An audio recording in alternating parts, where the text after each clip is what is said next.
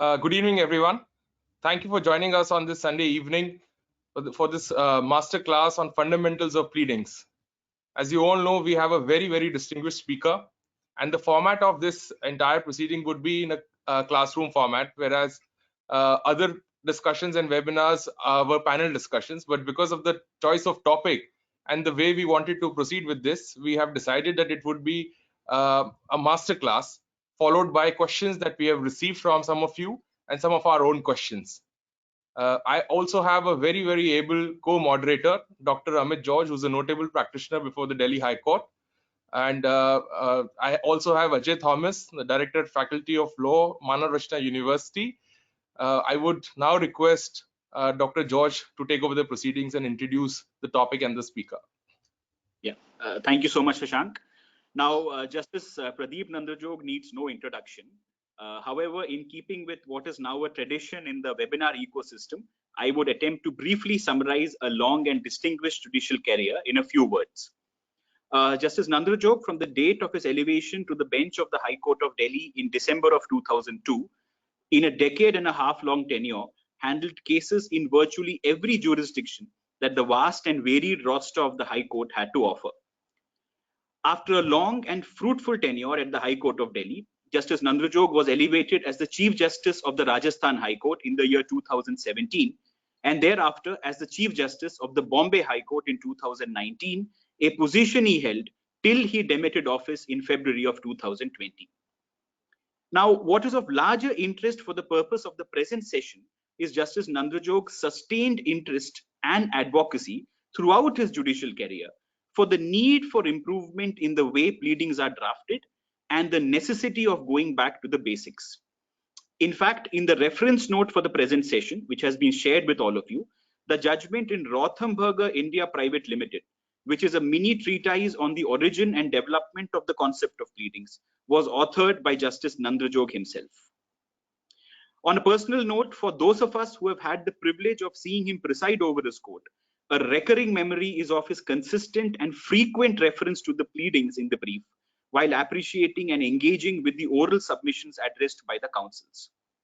Therefore, while we are always undoubtedly honored to have Justice Nandrajog amongst us dehoarse the topic of discussion, in the aforesaid background, we are especially enamored with the theme on which he has chosen to address us today. Now, to set the stage for the session, I may quote Justice Nandrajog's observations in CE Construction Limited versus Intertoll ICS, wherein while rueing the state of the pleadings before him, Justice Nandrajog observed, and I quote, "Before bringing the curtains down on the issue we are discussing, we need to note that the prolix appeal spanning 33 pages refers to discussions on subjects of law which have no concern with the issue.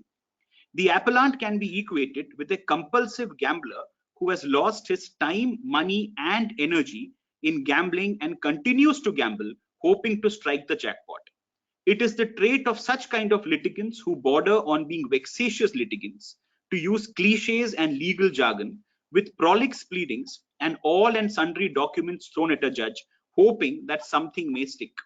The result is that they not only file confusing, lengthy, and repetitive pleadings, but also make submissions which are a strange mix of metaphors, requiring the same to be filtered to understand what they mean." Unquote. Now, in my view, there couldn't be a better allegory for the havoc that imprecise pleadings can wreak on an otherwise stateable case, and accordingly seal the fate of the litigant. And in this background, I would now request Justice Nandrajog to take the virtual floor and educate us as to precisely how to transition in the context of pleadings from compulsive gamblers to skilled craftsmen. Over to you, sir. Good afternoon, and I hope that all of you are safe and in perfect health, and all those who are around you and associated with you, I pray for your well-being. I, at the outset, thank the organizers for having given me this opportunity today afternoon to join at this webinar and speak on a topic in respect of pleadings, which has always been a matter of great concern to me. Now, brevity is essential in life for one reason. Studies have shown that the concentration span of a human is 2 minutes. You would have noted that when a speaker is speaking with an eye contact with the audience, every 2 minutes, the audience starts looking on the left and the right, the concentration span breaks, and the audience looks back. You will also see that whenever a person is reading, after 2 minutes, the eyes blink, the reader moves his neck and, of course, the head left and right and regains the consciousness. So, once scientific studies show that the concentration span is so less, it becomes extremely imperative for the lawyers and the draftsmen to try and put their points in a manner which is as brief as possible. Actually, one of the inspirations for brevity came to me when I read a book written by an author on general observations in life. And he wrote that one day he fueled his car with high octane fuel, and the car was not well greased. The car kept on sputtering, and then he drew the analogy that high content information, if not put in a well oiled manner and presented briefly, would result in the same thing happening. The lawyer arguing in the court would be sputtering around. And of course, when your car sputters, the person who's sitting in the car is cursing the driver of the car and the car itself. Now, you see, for example, to make a statement, studies have shown that human society cannot function without an equitable distribution of resources of the earth. Very complex. Well, it could just be put simply: to be fair, we must share. Let's take another statement. By and large, it has been demonstrated that violence is counterproductive to the constructive interaction of persons and societies. True, but why can't it be simply put like this? Don't hit people. Bad things happen if you hit. In today's context, with the coronavirus around, well, the statement, the history of society is more defined by its understanding of disease than the formulation of philosophy and political theory. Why can't it be pleaded? Flush the toilet after you have used it and wash hands regularly. So, with this backdrop, we must understand that to convey something, to write something, for somebody to understand it is one aspect of the matter, but the thing should also make sense. In school, I remember there was a limerick, and it read like this: One fine morning in the middle of the night, two dead men got up to fight. Back to back, they faced each other, drew their swords, and shot one another. Well, the listener can understand what has been written, but it makes no sense. What if I was to start my address to you today by saying, ladies and gentlemen, I stand upon this speech to make platform. The train I arrived in has not yet come. So I took a bus and walked.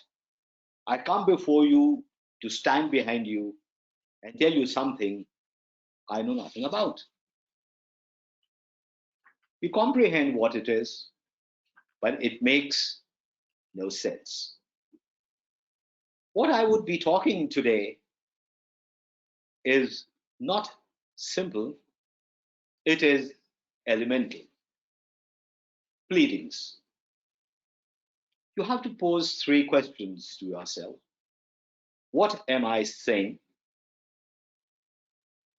What am I to say? And why I'm saying so? Answering the aforesaid three questions in a harmonious manner is the essence of pleadings. In the historical perspective, we would see and note that during the classical period of Roman law, disputes were defined in the formula, which was a written statement sending out in brief language what was the exact issue between the parties. The procedure was that the complainant would issue what was called as an in jus vacatio, an informal statement of the nature of the claim, initiating the process of summoning the defendant to appear before the praetor, a high-ranking magistrate. The parties presented their legal pleas orally in turn.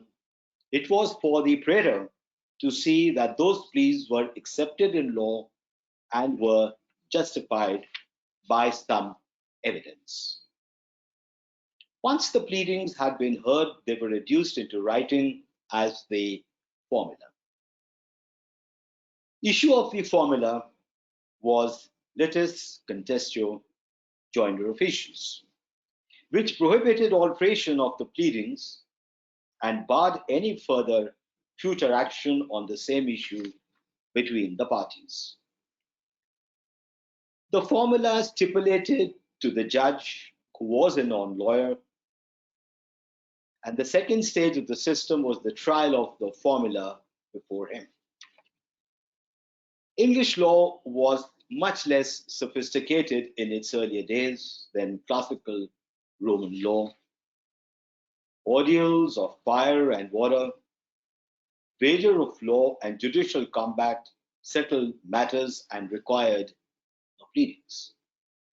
Supernatural proofs and the oaths which were tested were absolute and inscrutinable. No legal questions were asked, no reasons were given, no facts found, no rules declared. However, in the 12th century, the advent of the jury as a more rational way of settling civil disputes brought pleadings with it. This was because just as the Roman judex had needed the formula, the jury had to know what issues it had to decide. The pleadings served another function too, because they disclosed whether the issue was one of fact or of law. Pleadings were conducted orally at the bar of the court and moderated by the judge until the 15th or the early part of the 16th century. The plaintiff first set out the facts of his complaint in what was known as the declaration or the narration or the count.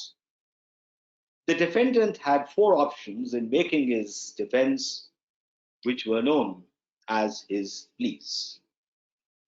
And here we find the traces of the modern law of pleadings emerging. He could make a general traverse, which amounted to a denial of all the facts and make an issue of all of them. Or he could make a special traverse, which was a denial of one material fact, which was thereby put in issue, or he could simply demur, or he could make a confession and an avoidance. A demurrer admitted the facts but denied they amounted to a case in law, producing an issue of law without any facts in dispute. Confession and avoidance admitted facts but introduced new ones to explain them and make out a defense. Confessions and avoidance did not therefore produce an issue and required the plaintiff to respond with the same four options. The response was known as the replication.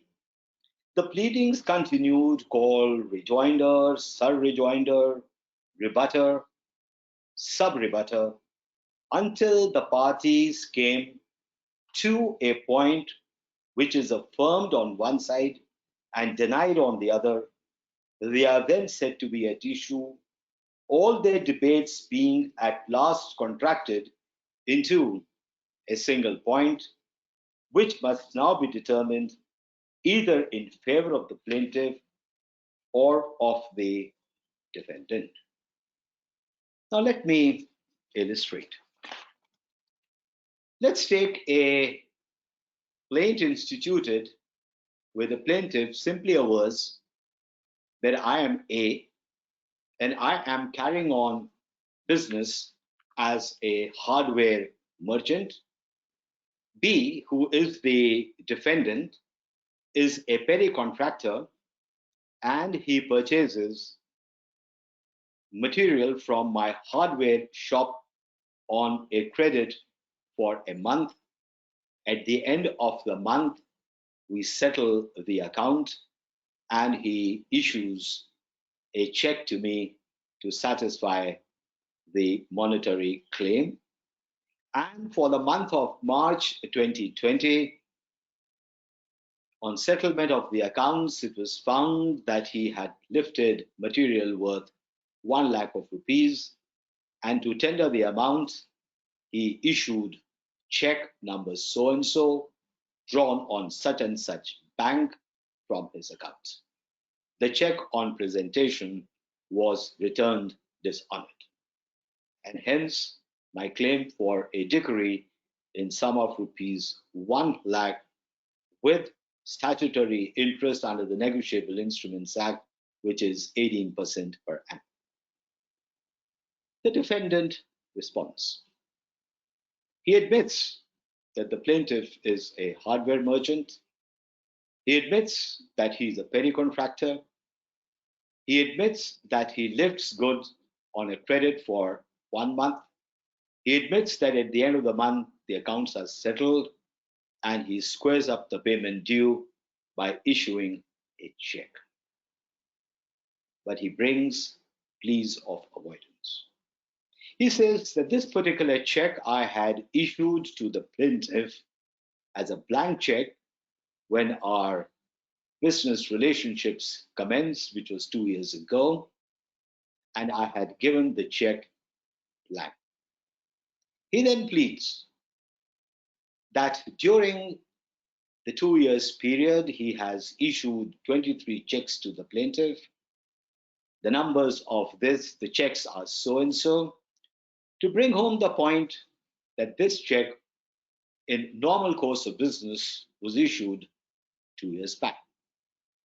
He then pleads that in the month of March 2020, I lifted goods worth 1 lakh from the plaintiff's shop, but goods worth 50,000 were used by me for refurbishing the house of the plaintiff because the plaintiff had assigned the work of refurbishing his house to me.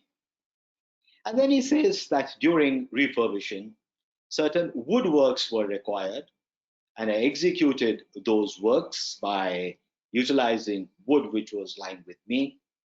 And then he says that when at the end of the month I went to settle the account, the plaintiff turned dishonest.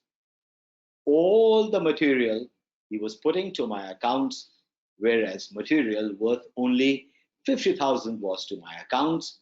And then he says that my labor charges was coming to 30,000 rupees. I had spent and utilized wood worth 20,000 rupees, and therefore I owe no money to the plaintiff.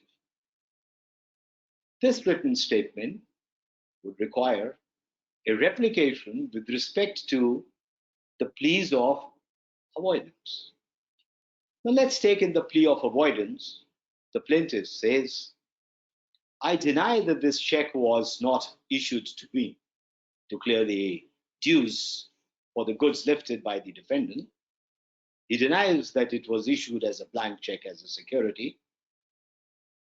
He admits that the defendant executed certain works in his house, but says that that material I had not taken into account when I drew up the statement of the material supplied to the defendant. On the labor charges, he says that the work executed by the defendant was shoddy. I had to redo the entire work, for which I would have an independent claim for damages.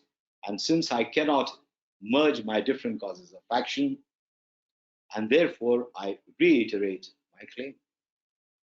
Now, this plea has admitted the facts pleaded by the defendant of the defendant having executed the works in the house of the plaintiff, for which he had used the material of the plaintiff, but faced with the denial that that material was not accounted for by the plaintiff when he raised the claim. But he's faced with also the plea that he is not entitled to any labor charges and is not entitled to any sell-off.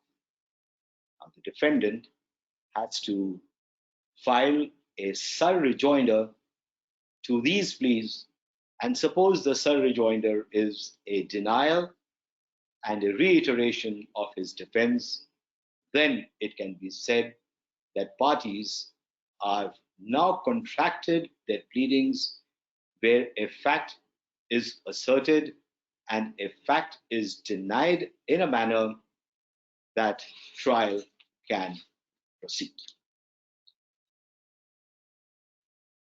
It would strike that the origin of pleadings was in a context where trade and commerce was not reflected in documents, where evidence in 100% cases was oral evidence to the extent of 100%. But today, we find that the position is nearly reversed. 7 except family disputes relating to partition and succession, we find that all commercial disputes are litigated on written documents, maybe a written agreement or a series of letters or emails exchanged. So in today's context, what should be the format of the pleadings? And there I find that there are some observations of the Supreme Court in a decision relating to writ pleadings, which would be, I think, very, very necessary in today's days context of commercial litigations. And if I may generally just read out from the court, the citation is 1988, 4 SCC 534, Bharat Singh versus State of Haryana. In paragraph 13, the Supreme Court observed, in our opinion, and I'm quoting, in our opinion, when a point which is ostensibly a point of law is required to be substantiated by facts, the party raising the point, if he is the writ petitioner, must plead and prove such facts by evidence which must appear from the writ petition, and if he is the respondent, from the counter affidavit. If the facts are not pleaded or evidence in support of such facts is not annexed to the writ petition or the counter affidavit, as the case may be, the court will not entertain the point. In this context, it will not be out of place to point out that in this regard, there is a distinction between a pleading under the Code of Civil Procedure and a writ petition or a counter affidavit. While in a pleading, that is, a plaint or a written statement, the facts and not evidence are required to be pleaded. In a writ petition or in the counter affidavit, not only the facts but also the evidence in proof of such facts have to be pleaded and annexed. Just transform all this in the context of commercial litigation today. I think that what was said by the Supreme Court as the sine qua non for a pleadings in a writ petition would apply with a great force to pleadings today. If you look at the Code of Civil Procedure, we would find that the sweeping observations of the Supreme Court were a little out of sync with what the Code of Civil Procedure requires. I would briefly summarize and go through the provisions of the code which are relevant. So we have Rule 1 of Order 2, which requires the suit to be drafted so that by a single decision, all subjects in dispute are decided to prevent further litigation concerning them. Then we have Clause E of Rule 1 of Order 7, which requires that the plaintiff must disclose the facts constituting the cause of action and when it arose. Most important, which I find is generally missing in the pleadings these days, is Rule 5 of Order 7. It reads, the plaintiff should show that the defendant is or claims to be interested in subject matter and that he is liable to be called upon to answer the plaintiff's demand. In what manner the plaintiff holds the defendant accountable in law has to be pleaded in the plaint. Of course, then we have Rule 6, which talks of exemptions from limitations. We just talks about, and I'm not really troubling you on that. Then we have Rule 2 of Order 6. Every pleading shall contain only a statement in a concise form of the material facts on which the party pleading relies for his claim or defense as the case may be, but not the evidence by which they are to be proved.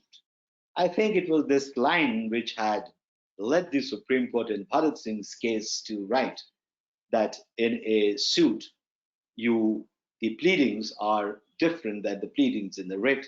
But as we would find, if we go down a little further, we would find that this sweeping observation is not correct for the reason Rule 4 of Order 6 requires that in all cases in which the party pleading relies on any misrepresentation, fraud, breach of trust, willful default, or undue influence, and in all other cases in which particulars may be necessary beyond such as are exemplified in the forms shall be stated in the pleadings. Order 6, Rule 9. You all forget that. Effect of document to be stated. Whenever the contents of any document are material, it shall be sufficient in the pleading to state the effect thereof as briefly as possible without setting out the whole or any part thereof unless the precise words of the documents or any part thereof are material. So it is not sufficient to talk about in a plaint or in a written statement that the plaintiff wrote such and such letter and the defendant replied by such and such letter to which the plaintiff responded, and endless. You have to come back and crystallize the pleadings, and the only way you can do it is that the exchange of correspondence is like a mother liquid. And if I could take the example of chemistry, you have to boil your liquid for the liquid to reach a point where crystallization takes place. So the mother liquid has to be first condensed to a stage where the crystal emerges. Your pleadings exactly have to do that. You have to boil the material, concentrate it, and reach the stage where the crystal emerges. That is the fact in dispute as it emerged from the correspondence exchange between the parties. That is a good pleading. So in today's context of pleadings, Rule 9 of Order 6 is the most important rule, which requires to state the effect of the contents of any document which are material, and it is this rule which in today's context requires pleadings in commercial disputes to be virtually the same as was highlighted by the Supreme Court in Bharat Singh's case for pleadings concerning writs. I had gone through as a lawyer and then as a judge pleadings which were so torturous, and invariably you would find in a large number of judgments that the issues which were settled on the pleadings have to be reworked upon by the judge at the stage of the judgment. And the reason for this is the prolixity of the pleadings and the non-focused approach, which unfortunately is the result of computers. If you would see the plaints of the time which were handwritten or when they were typewritten, the pleadings were more concise. This general habit of picking up verbatim contents of documents because you have them already on your computer and all you have to do is cut, copy, and paste is to be avoided. In fact, one of the finest plaints I came across was one drafted by a Mufassil lawyer in Agra. It was a suit for damages arising out of a dog bite.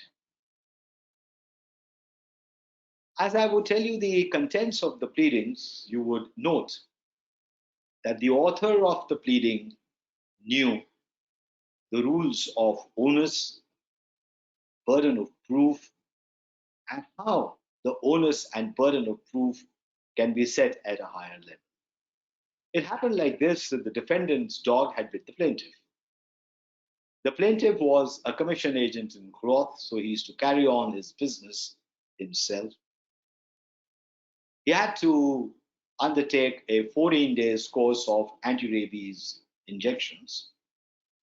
And during the period, he had to undertake the injections because anti-rabies injections were not available in Agra. So he had to leave Agra. So he had a claim of quantified damages on account of loss of business for the days he had to undertake the treatment and the money spent on the treatment. He also had a claim for pain and trauma due to dog bite, which was the unspecified part of the damages. Now look at the plaintiff. The plaintiff resides in house number A, gully number B, and is carrying on business as a commission agent in cloth. The monthly earnings of the plaintiff are 75 rupees. Well, 1925 was the plaint and 75 rupees was a lot of money. The defendant has kept a dog known to be of an irritable nature. These words, known to be of an irritable nature. The lawyer knew that by and large, dogs have been domesticated over so many years, thousands and thousands of years, that they are by a class human friendly, but individually, some of them are not. He had in mind the rule of Breland versus Fletcher in mind. So, by pleading that the dog which the defendant had kept was of an irritable nature, was a pleading which cast the duty of reasonable care to be taken by the owner of a pet at a higher pedestal. Then he pleads that on such and such date, as he was going for his morning walk, the dog pounced upon him. He didn't leave it at a simple statement and bit him, because he knew that for trauma, what would be the measure, the extent of the trauma? So he pleaded. The defendant's dog pounced upon the plaintiff and caught in his jaws the right wrist of the plaintiff. As the plaintiff wrestled to free himself, he tripped and fell down. The dog immediately released the grip of the jaw on the right wrist and clung on and bit the left thigh and then the right shin of the plaintiff. Continued trauma so that the judge could assess what damages could be paid for the trauma. He then pleads that the plaintiff was advised anti-rabies injections which were available in Kasoli, and then see the beauty, the nearest place available. He had in mind Section 73 of the Contract Act, which required mitigation. So he didn't leave it for the defendant to say, why did he go to Kasoli? He could have had the injections in Agra itself. So he pleaded the nearest place available for anti-rabies injections. And then see the further beauty in the simplicity. He said at Kasoli, the injections were available at the Hafkin Research Institute by the doctors to be injected only from Monday to Friday. So there were 14 injections because he had to justify a 21 days absence. He also pleaded that the journey by bus from Agra to Kasoli was a 14 hours journey. It took 1 day to reach there, 1 day to come back, 14 days for injections, 2 breaks in between. So such and such was the stay in the hotel. These were the boarding and lodging charges, and these were the charges. If a lawyer of 1925 could be so succinct about it in 2 pages, I think there is no reason why we today cannot be equally brief in our pleadings. It is simple, but it is elemental. Most of you who are arguing in courts realize that many a times the prolixity of your pleadings becomes the Achilles heels of the client. Now let's take a case in illustrativeness that what ought to be the core of a pleadings, and rather than being theoretical, because the provisions of the law of pleadings I have already brought out. Now let me give an example. If I pick up this glass of water, I don't have gin with me, but suppose I was to put some gin surreptitiously by keeping the glass hidden from the viewer and offer it to somebody to say that I think you're thirsty, please have a glass of water. After drinking water, the person realizes that he's been intoxicated. And he finds out that I have surreptitiously put gin in this water. And he sues me. What should he sue me on? Deception. Why? Because I took his consent to drink water, but I made him drink gin. He must make a pleading of deception. But while offering him water, situation 2, I tell him that, look, I'm putting some gin in this. The poor man doesn't know what gin is. I tell him, oh, it's nothing. It's just a supplement which makes the water a little tasty. Nothing would happen. And after drinking, he finds he's intoxicated. What should you sue me? Misrepresentation. Why? Because I took consent to drink gin. He consented to drink gin, but the consent was based on a misrepresentation. Situation 3. I tell the person, I'm offering you water. I put gin inside the water. Gin is alcoholic. It would intoxicate you. But I take out a gun and I say, I would shoot you if you don't drink it. So I've taken his consent to drink gin. I've taken his consent to drink gin with no misrepresentation, because I've told him that it is intoxicating, it is alcoholic. But I've forced him, and therefore the action would be one on coercion. It would not be based on deception. It would not be based on misrepresentation. It would be based on coercion. Situation 4. I tell him this is water. I put a gin in it. Gin is alcoholic. It intoxicates. I have a gun with me, but I'm not going to use my gun. Please, please, please drink the water.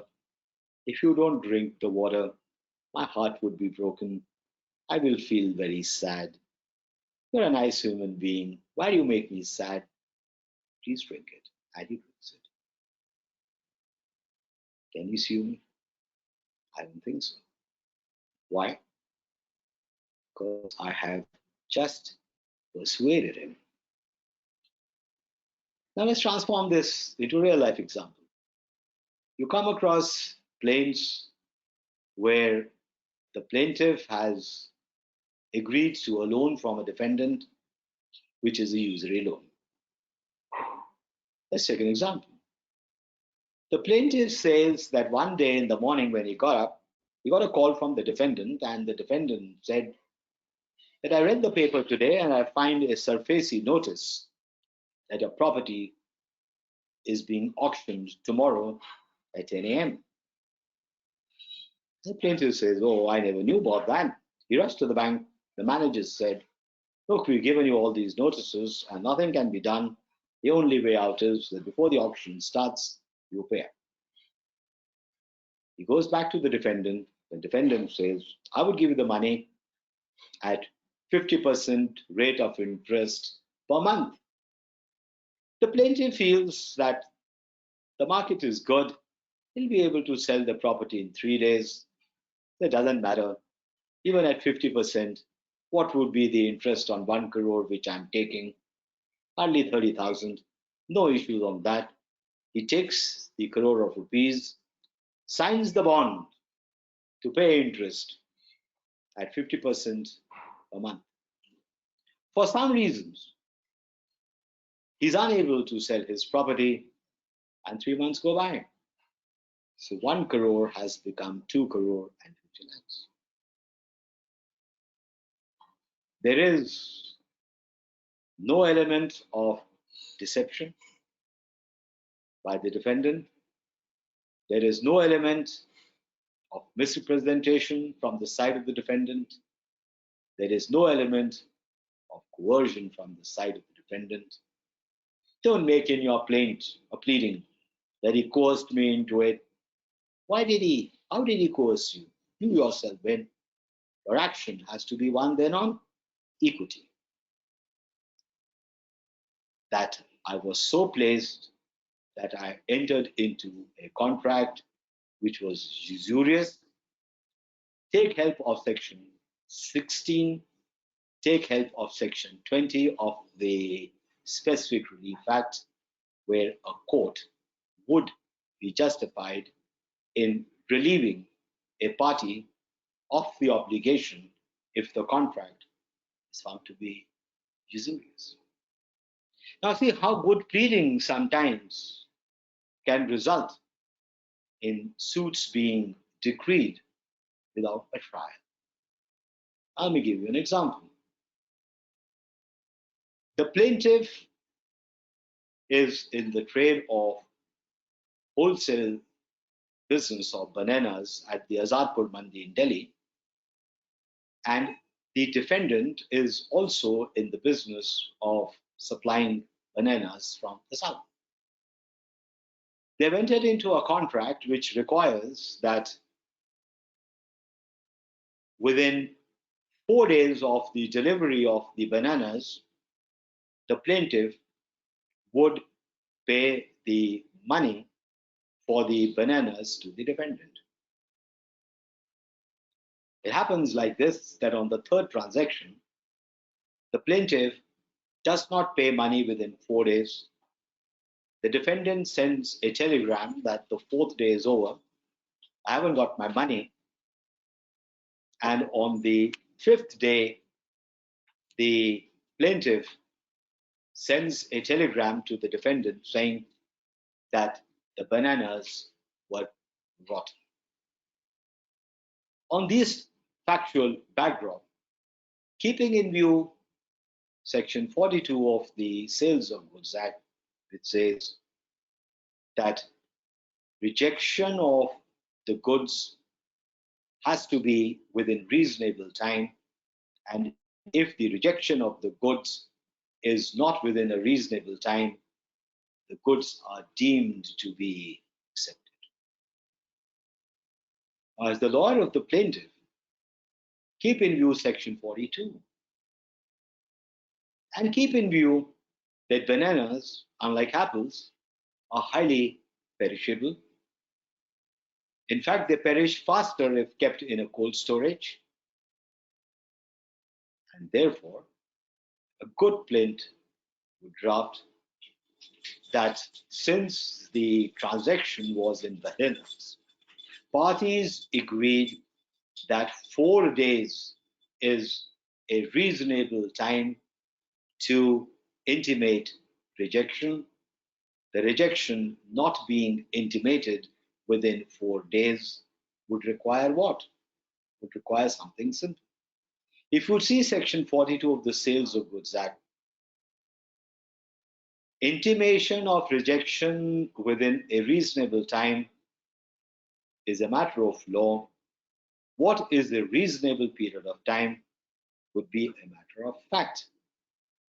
But if the plaintiff's lawyer in such case, such example which I've given, were to plead that the parties agreed that 4 days is a reasonable period of time for rejection of the goods, which even otherwise from a commonsensical point of view it is, and in such a case, even if the defendant were to take the plea that the goods, that the bananas were overripe, but if he admits that he intimated the rejection of the bananas on the 6th day, after he received the telegram from the plaintiff that money has not been received, this case, as pleaded, would not warrant any trial to take place, and the plaintiff would be entitled to the suit being decreed. Meaning thereby, questions of fact attract issues of law. So the skill lies to merge your pleadings with the law, which would warrant the application of a principle to the fact for a judge to decide. It's as simple, it is as elemental. But the sad part of life is, and I don't blame anyone, that what is always missed is what is simple. And I would just narrate an anecdote and then close my talk to you, lest it becomes like a long drawn out monologue. The great detective Sherlock was one day on a hike with Dr. Watson. So they were in the woods up in the hills. They had camped in the night. At middle of the night, Sherlock shook Dr. Watson and said, Dr. Watson, what is your empirical evaluation?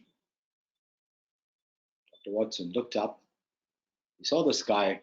He looked at the stars, the position of the stars, and said, well, Sherlock, from the position of the stars, I can tell you that it is 5 minutes past 3 in the night.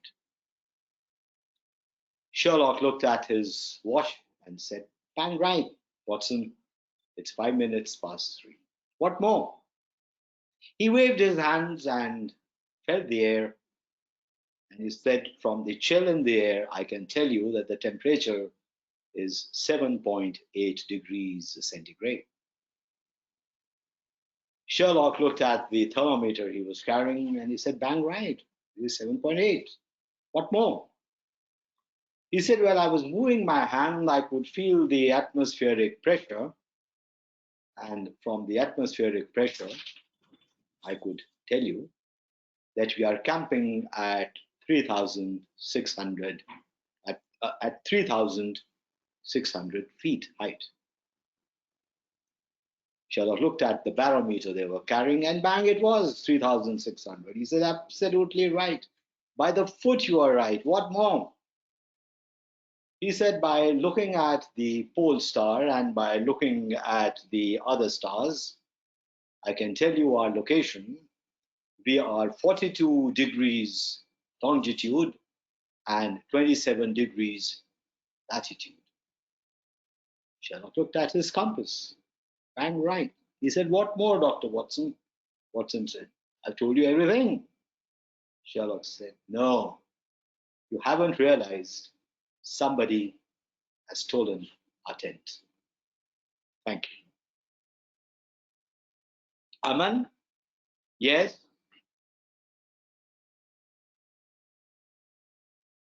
Yes, Shashank.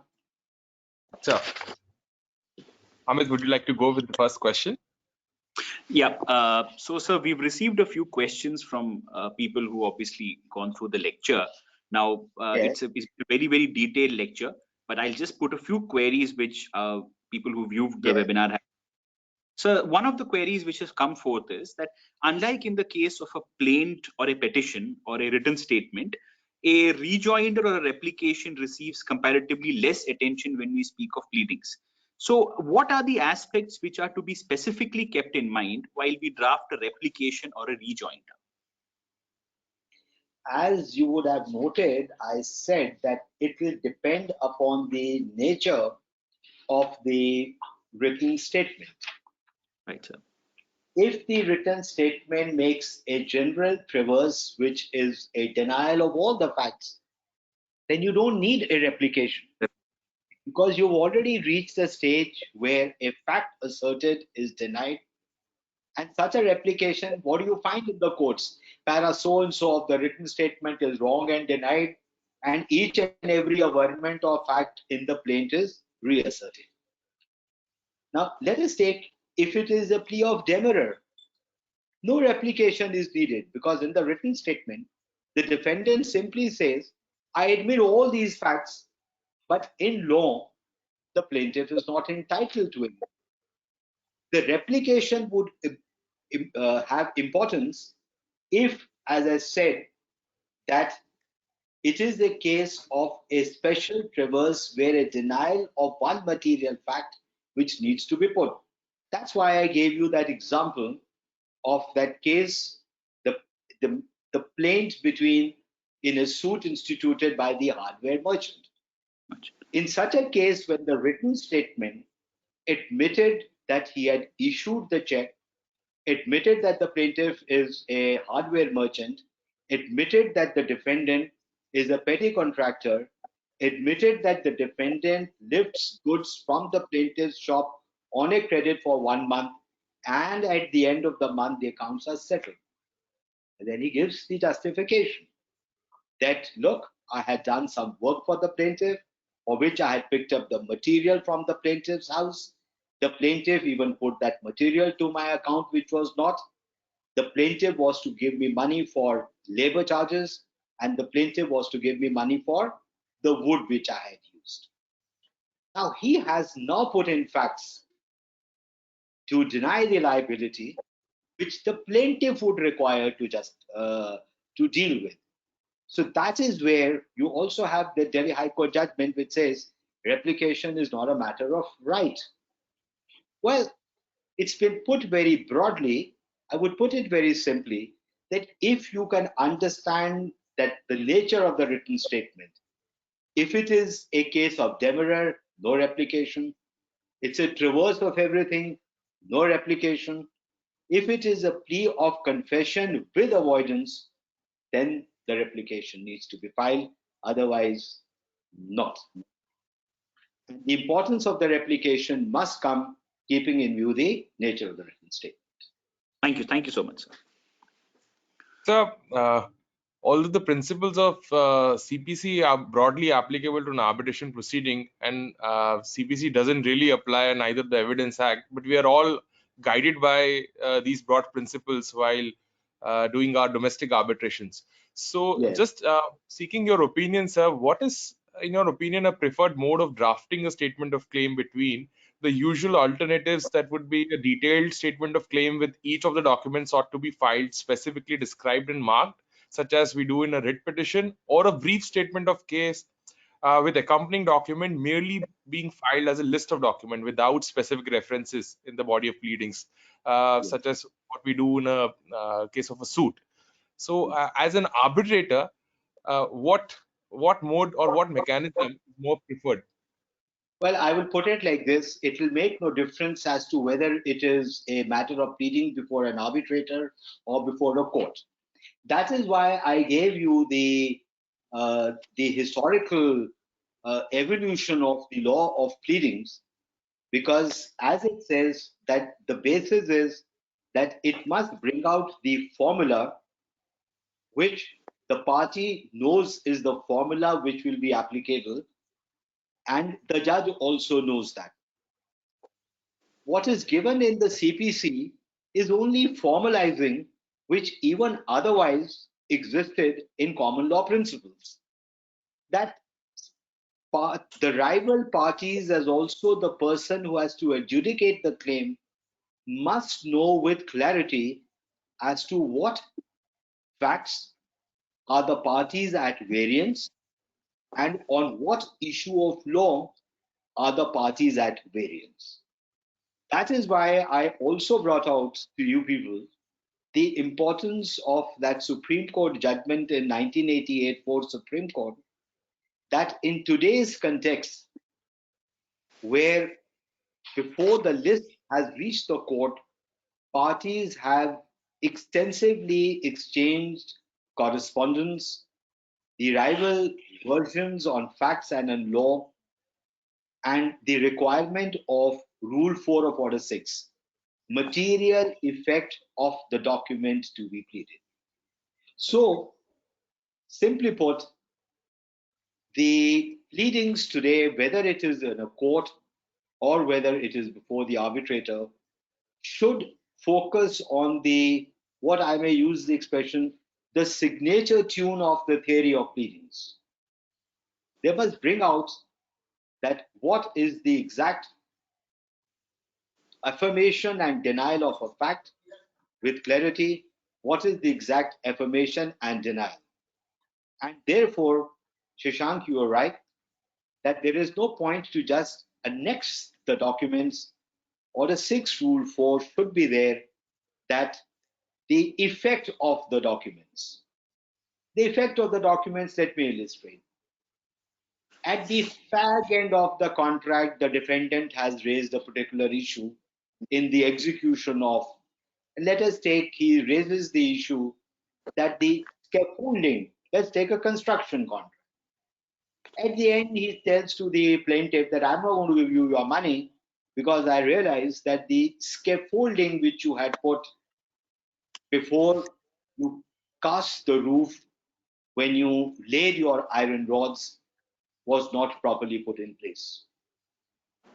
Now, why should he claim, knowing fully well that this is the stand which the defendant has already taken in the exchange of correspondence, not plead and annex that the contract clause so and so required that before the plaintiff puts the iron rods, he has to put the scaffolding and give a notice of inspection to the defendant that I have completed the job of putting the scaffolding, and the defendant's representative came and okayed the scaffolding which was put. Then such and such term of the contract required the plaintiff to give another notice to the defendant that the iron rods have been laid and they have been tied, and the defendant's representative came and said, go ahead. And it was then that I laid the cement concrete mixture. So the effect of the two documents and the contract has been pleaded. So these are simple illustrations, but even in complex matters, it all needs. In fact, let me tell you one thing. In today's context, good lawyers should not even go to the court by a plain or a written statement. Why can't they follow an agreed statement of disputed and admitted facts to be presented to the court? And asking the court, we want your judgment on these disputed facts, where this is the assertion and this is the denial of a particular fact, this is the assertion and this is the denial in law of that fact, and the material on which which forms the substratum of the dispute to be placed before the court. It's absolutely simple. And let me tell you, Shashank, and all the viewers today, I've been hearing a lot of webinars on and this discussion which is going on, that in the post corona period, e-courts, well, then you don't focus.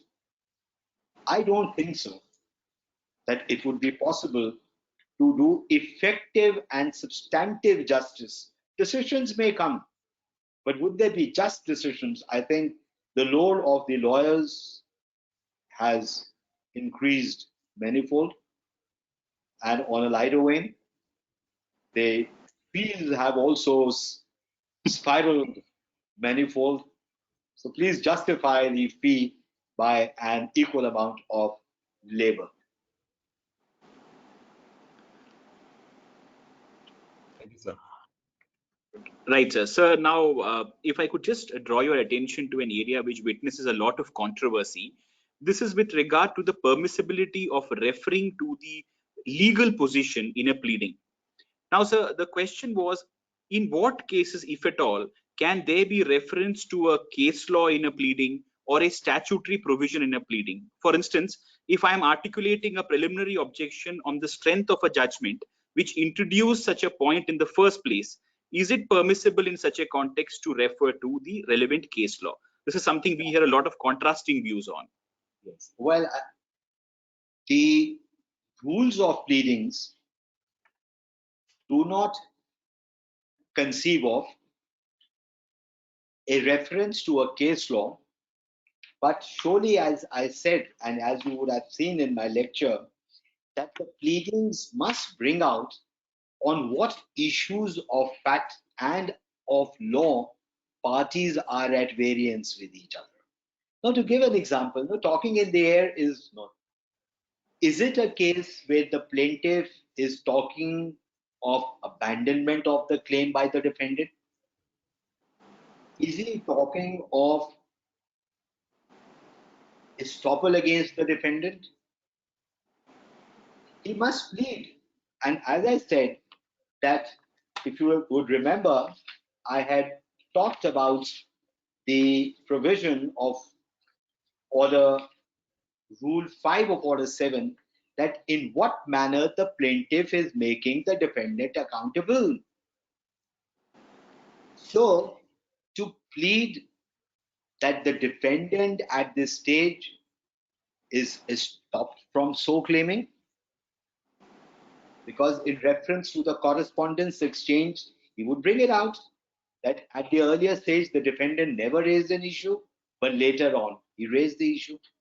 Would it be a case of estoppel by conduct? But let us take a case, he wants to plead abandonment. We all understand that abandonment as a principle of law is a conscious abandonment of a right in law. And an estoppel is something different. So my answer is very simple, that the law or the legal principle on which you are founding your pleading has to be pleaded. But to say that as in such and such judgment it was there, I think no rule of pleading warrants it. But yes, as we are evolving, in fact, it should be welcome in today's context. Why should the defendant or the opposite party gains that it is on this judgment this person is so pleading, so that while answering, he's not taken by surprise. He says, oh, look, this judgment had these particular facts. But you have to be then careful. Then pleadings will become a mixture of your arguments and your case. So if you can skillfully omit the argumentative part of it, I don't think so there is any harm in it. Right. Thank you, sir. In fact, if it can be done with precision, it should be welcome. Right. Just a follow-up question on what Amit has said. So would it be permissible to extract relevant portions of the documents, for example, portions of the contract or the contractual clauses in the body of the pleadings? And if so, to what extent and in what circumstances? Well, the answer is very, very simple. Again, I'll have to keep on picking up my the CPC. Now, when the CPC says that if I may just give you that example, which is stated there. So, for example, if there is a clause in the contract, which is the condition precedent, then Rule 6 of Order 6, which requires any condition precedent, the performance or occurrence of which is intended to be contested, shall be distinctly specified in his pleading by the plaintiff or the defendant, as the case may be, and subject thereto an averment of the performance or occurrence of all conditions. So therefore, how do you do it? So you'll have to say that there is a general condition of the contract, which is condition number so and so, which refers to a schedule of quantities. The clause is as under. The schedule of quantities is in part 4 of the contract, relating to iron. The schedule of quantities Inter alia provides this. So today what we find that in commercial contracts, it is, I think, imperative. And the reason would be that when we say wherever the contents of a document are material, that was order rule 9 of order 6, which says wherever the contents of any document are material, it shall be sufficient in the pleading to state the effect thereof as possibly, as briefly as possible, without setting out the whole or any part thereof, unless the precise words of the document or any part thereof are material. So you see, there is enough space in the law of pleadings to prevent prolixity and yet permit, as what you said, that the exact clause, why not? If it says, unless the precise words of the document or any part thereof are material. Yes, you can. And you should. In fact, let me tell you, I've always maintained that every lawyer, when he gets the brief, knows with a reasonable degree of certitude where his client's case lies. That's the truth. And if you are the lawyer for the plaintiff, you know that the weight of your case is so strong that you will win. Your plaint should so narrate the facts that all that a judge has to do is like taking a knife and cutting it through butter. You can just recite the facts as they emerge from your plaint. And yes, if you know that your case is weak, then as a crafty lawyer, you are bound to plead it in a fuzzy manner. The skill of the lawyer for the defense should be, well, it is the job of the plaintiff's lawyer to confuse the judge. It is my job to diffuse the confusion. He must then put his preliminary submissions. A confusing plaint should always have the preliminary submissions, because sometimes to put it disjunctively, it becomes a little difficult for the flow to emerge. That is where skillful drafting comes. That's why I gave that example of that dog bite matter. That's the case of two instances of skillful drafting. That the defendant had kept a dog known to be of an irritable nature. I went from Agra to Kasauli, the nearest place.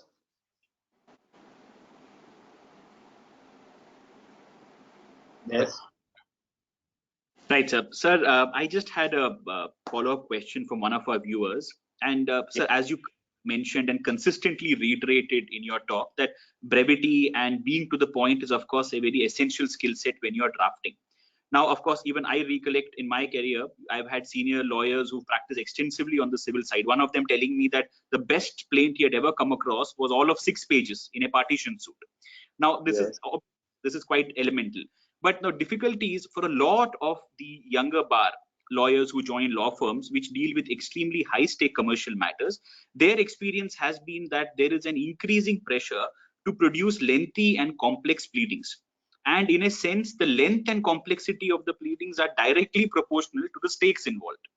Now, this obviously introduces a certain peer pressure, which a lot of young lawyers inevitably succumb to, sir.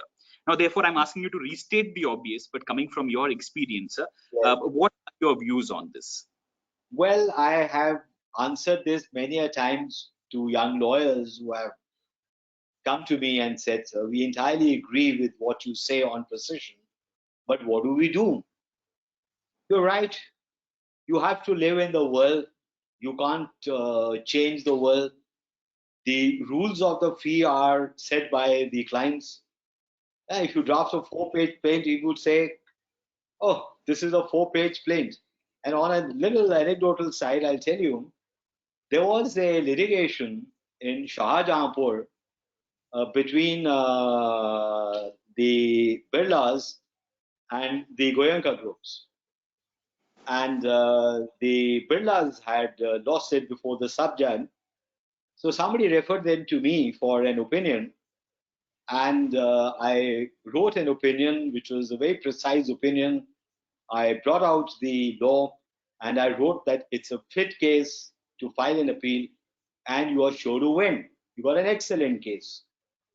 When I drew up my bill, the manager looked at me and laughed, and in Marwari he said, "Babu, thare ko fees na leni aaye." I said, "Why?" He said, "Lala bolega, my case is so good on law and facts. Why the hell am I paying this lawyer so much fee? So you please make an opinion which is wrong. Don't you come and say that you are a perfect case, but in the end, crystallize what we need, because they had only come to me for an opinion. They didn't want me to appear in Shahjahanpur at the district judges court where the first appeal would be there.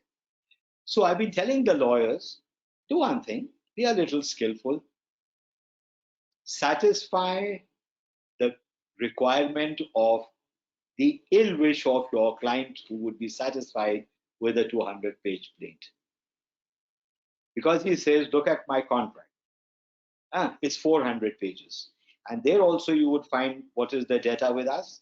An average contract in Europe is 40 to 50% less thicker than a contract which we see in India. Some lack of confidence. You would see in government contracts, huge NHAI contracts. After the contracts, letters are exchanged. And in the exchange of letters, some tweaking is taking place.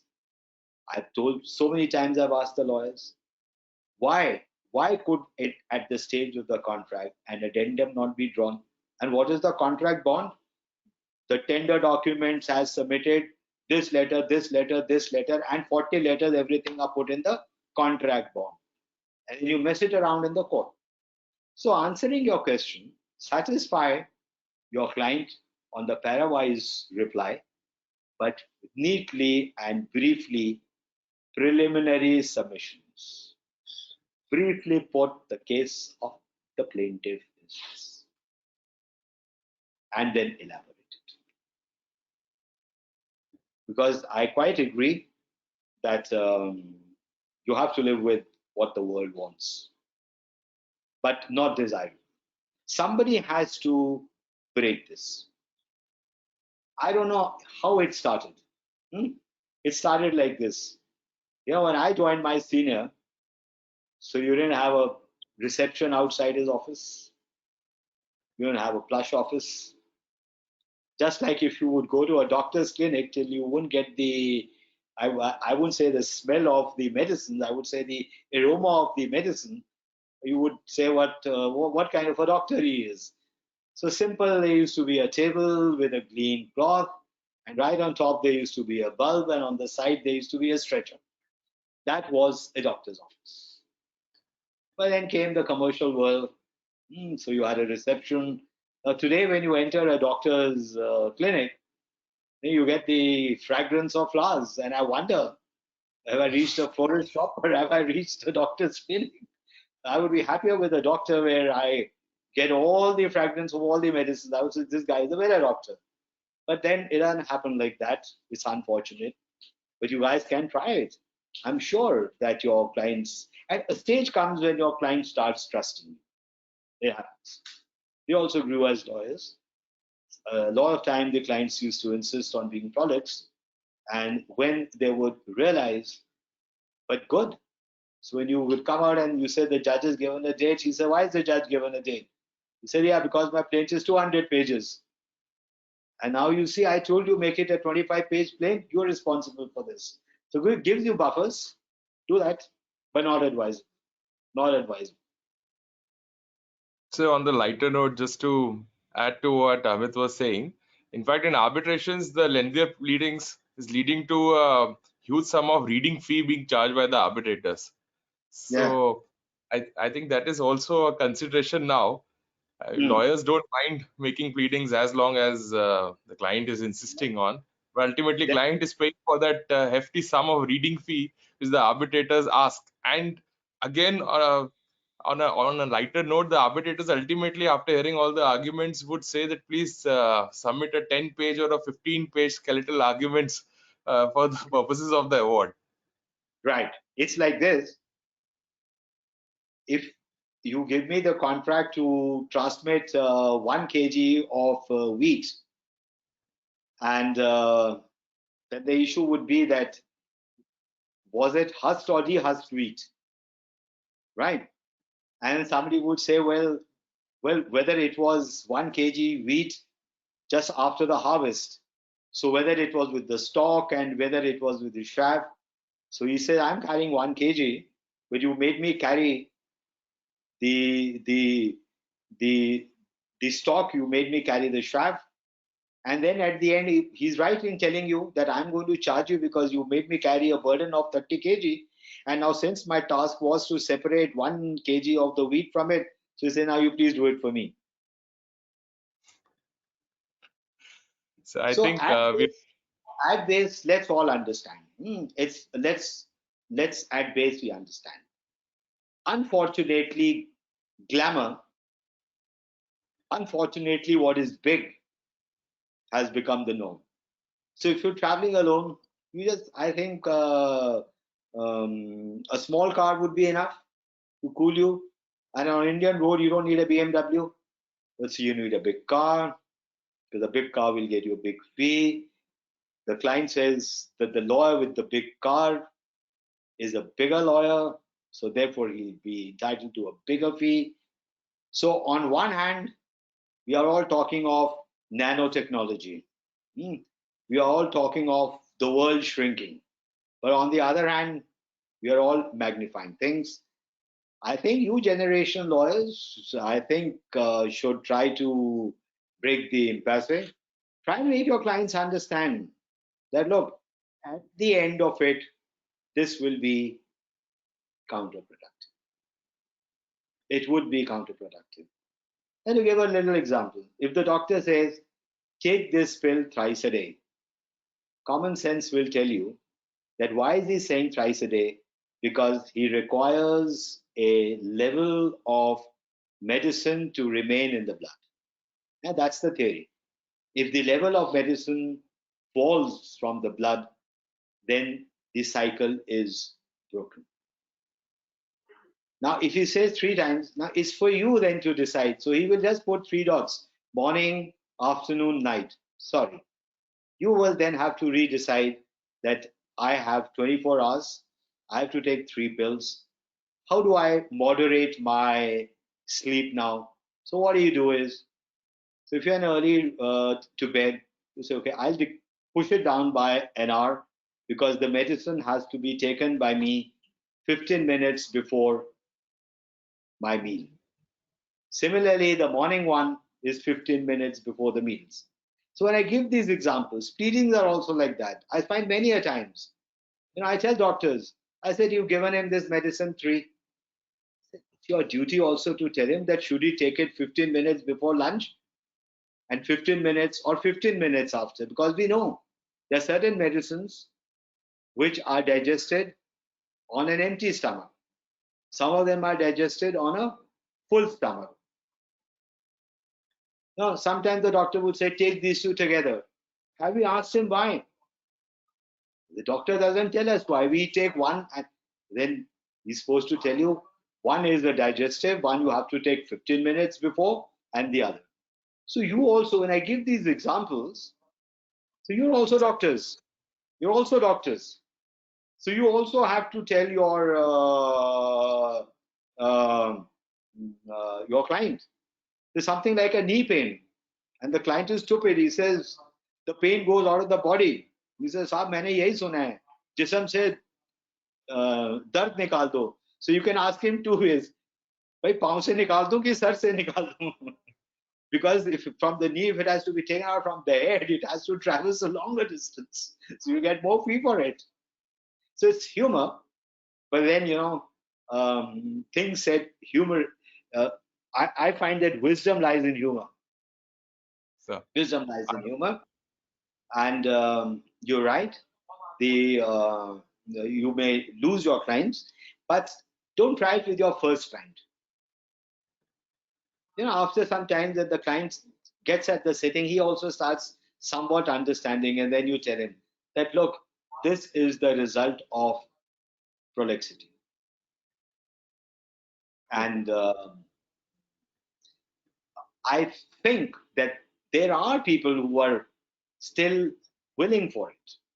But as I said, it requires a lot of hard work at the beginning. What is here, I had been talking about this in Bombay, because you would see that I don't mean any disrespect to any category of lawyers anywhere, but what I find is that, and you also been practicing, both of you go to Bombay, the average pleading in Bombay is 3 times the length of the pleadings of similar kinds of litigations in Delhi. And the fear psychosis there is that said, so the suits come for trial, and the listing is not as frequent on fixed dates as it is in Delhi. They said, so we are scared, sometimes we don't say something, and the charge of suppression of a fact is there against us. So I said, just for that small little genie, you refuse to clean your lamps. You refuse to clean your lamps, and what happens? The genie never emerges. So I think the judges have to give you confidence, and you also have to give a confidence to the judge. There is a little mistrust on either side. I hope Amit has got the message and he's not going to charge extra on account of his overgrown beard, because we were discussing that before the webinar started, his new look. Thank you very much, sir, for the great insight into the topic, and I assure all the viewers that the recording would be available shortly on various pages and on various groups where the initial link was shared. We also promise to come back and would request Justice Nandrajog to continue with the series of Back to Basics, because there is a lot that we have to learn.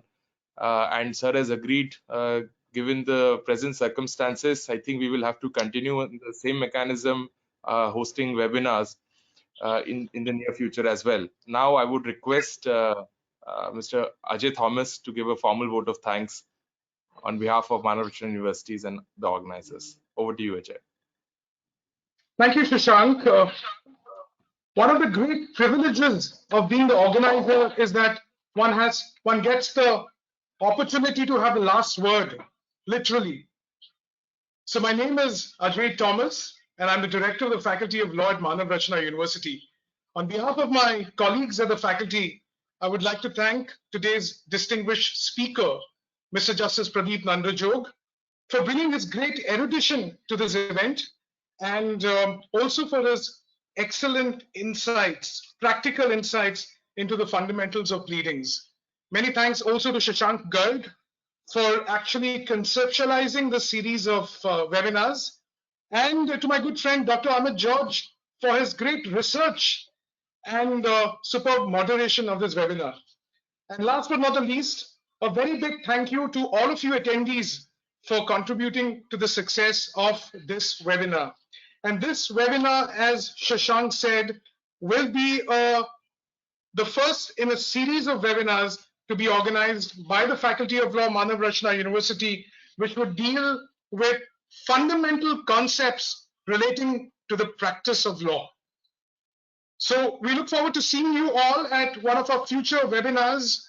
Thank you, and I wish all of you a very pleasant Sunday afternoon. Thank you very much. Thank you. Thank you, sir.